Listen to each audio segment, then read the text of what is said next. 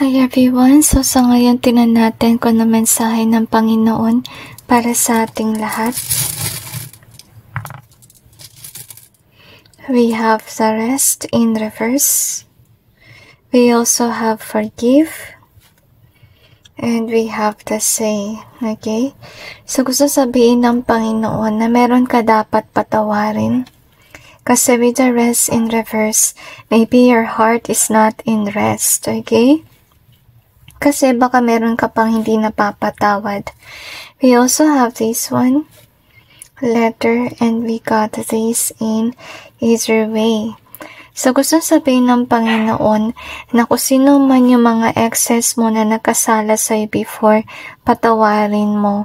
Maybe by prayers, in terms of, talagang pinakawalan mo na yung grudges mo within in order for you to forgive. And we got this 1-7. So, you're divinely guided to do these things. Okay? Tsaka iwasan mo makipag-away. Kasi habang ginagawa ko to, may narinig tayong tahol ng aso sa background. So, ibig sabihin lang nun na baka until now, you're not really wanting to deal with this person kasi kung magkita man kayo, baka mag-away kayo muli. If ever that's the case na talagang sariwa pa yung sugat, masabi ko lang na mag-pray kayo kay God in order for you to heal from whatever you've gone through in your life. Okay? Alam ko na hindi ganun kadali magpatawad at ganun din mag-heal.